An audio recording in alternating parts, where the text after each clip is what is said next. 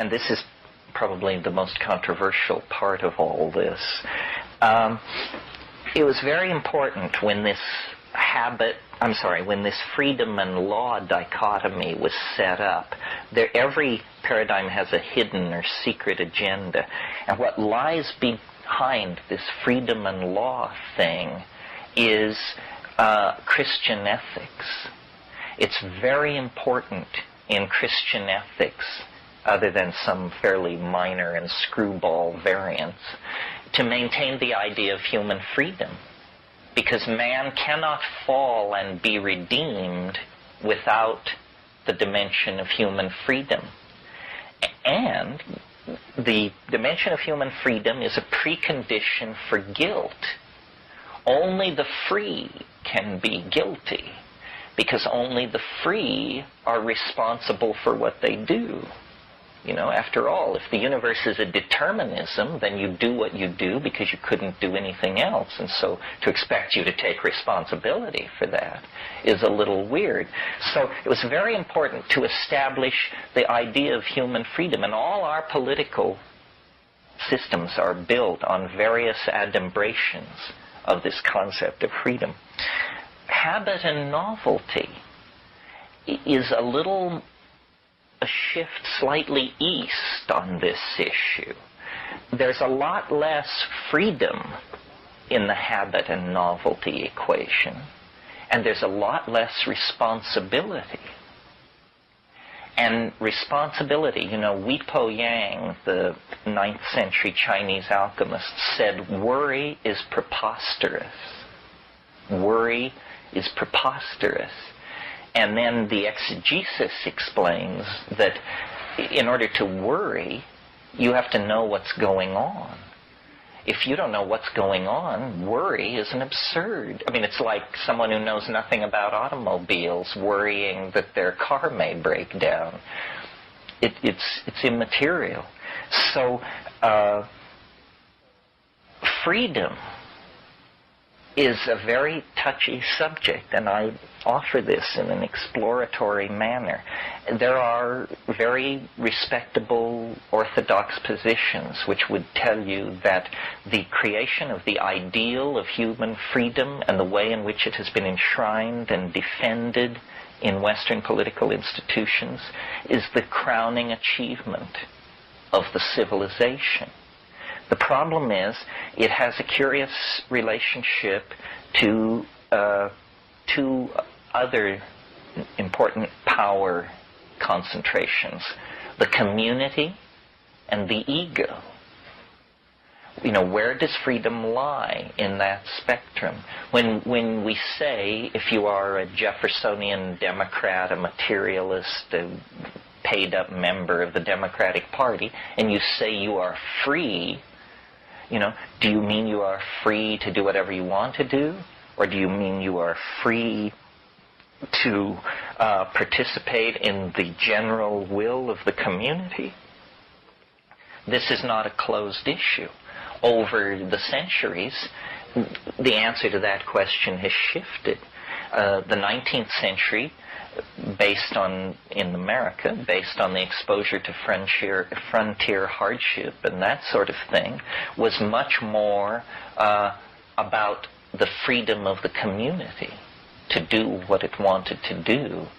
In the 20th century, consumerism and the disappearing of frontiers and the rise of populations and the packing of populations very tightly freedom has tended to mean the right to gratify the whims of the ego. And this has led to a whole bunch of anti-communal attitudes and phenomena. Class struggle, consumerism, manufacture of useless and soon-to-be obsolete objects, people trapped in a rat race of media-propagated needs and low salary and, the rat race. So, the thing from the very beginning that has always puzzled me when people talk about the future was there's a general agreement that it's going to be more collective. That, we talk in terms of the internet, we talk in terms of boundary dissolution, community, and yet the great metaphor for collectivism is now in ruins. Marxism, it's finished. And so there is no countervailing force to this freedom and law image at the moment. But I think that when community coalesces around the felt need to express community values, then the paradigm shift will be very close to happening. Now, when will that happen? Things will have to get a lot worse. Because you see, the paradox is that the people who can change the world, people like you and me, the upper 5% of the literate elites of the industrial democracies, we're the furthest away from the bad news. We're getting 3 squares and having a fine time. So somehow there has to be a sense of danger or impending chaos. And then we will, I hope, organize ourselves to get out of it. So are you saying the organism is reaching a point of transformation that will be very painful for many and not so painful for few? Or painful for all?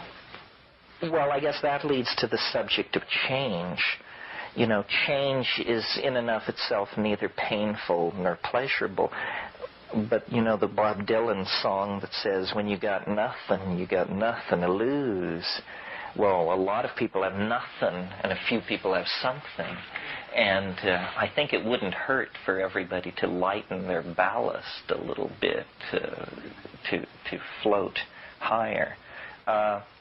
So these ideas have a lot of implications. A paradigm touches everything, and it begins very deeply.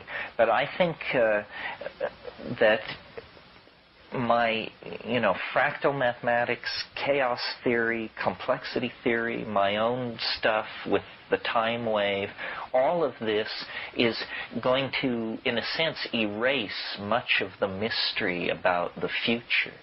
That the future is in a freedom and law system necessarily unknowable. Because if you knew the future, then this idea of freedom would fall under a shadow. But if you replace freedom with the idea of novelty, and see then that no matter how unique a situation is, it was somehow preceded, announced, anticipated by earlier situations, then the anxiety that is built in to the freedom and law formulation disappears. Because you see, with the acceptance of this idea of freedom comes the acceptance of an unknown future, when in fact a great deal of the future can be triangulated and known even with old-style mathematical and cognitive techniques. And when you toss in the new stuff, then we indeed have headlights on our vehicles, and it does throw a high beam into the future. So, novelty is as well? Well, novelty replaces freedom in that freedom is this idea that anything is possible and that you create it. And novelty is the idea that sometimes interesting things are possible and you are more like the gifted recipient. It embeds you more. Freedom is a fairly alienating concept. This is what modern existentialism understood. That woman, can't remember her name, Margaret Greene, who wrote that book, Dreadful Freedom, talks about how, once you embrace freedom, a great deal of supportive structure fell away, which the existentialists embraced as a necessary confrontation with man's situation in the cosmos. But I think they were pessimistic. Sartre's ultimate formulation of all this was, he said, nature is mute. well, nature is not mute. That's ridiculous. How could somebody get so tweaked around as to hold that position? I don't believe it. Nature is not mute. Nature is the available statement for deconstruction on the nature of being. I mean, if you don't believe that, then you're an existentialist and you believe that human freedom is the proper domain of becoming. But this has not led to very happy.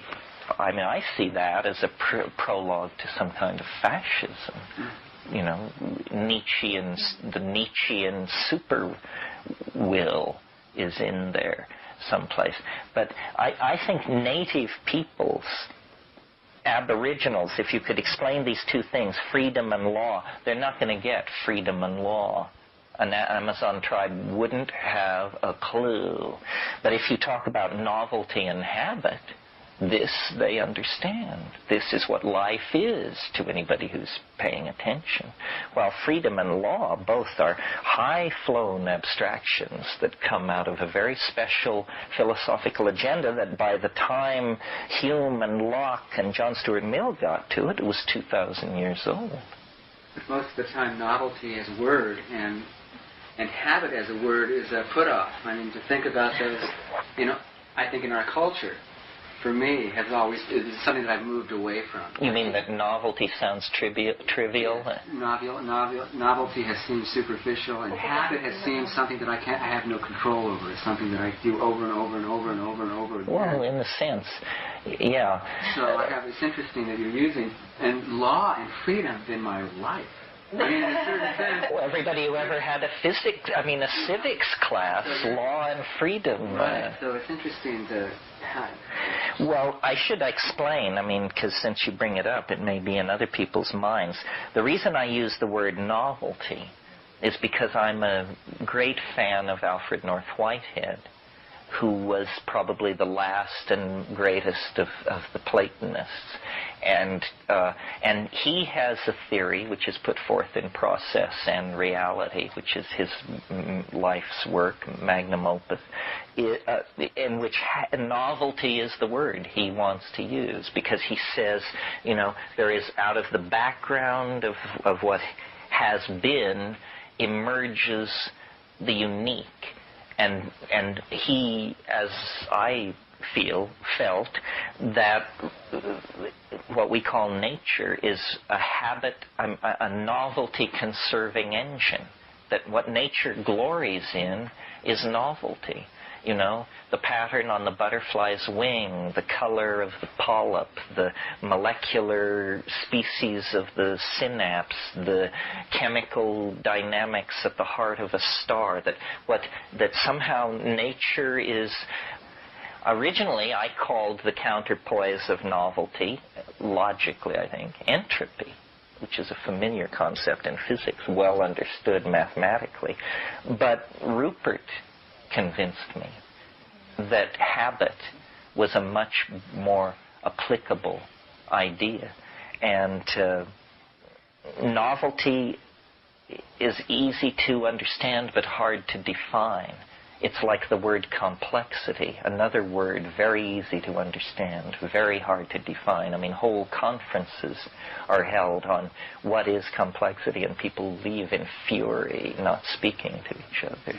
But intuitively, we grasp what this means. Sometimes for novelty, I've used the phrase density of connection, because I think that, like the arborization of the nervous system in the human brain or in the vascular system of a plant, that as many points as can be made cotangential to each other defines the complexity of a system.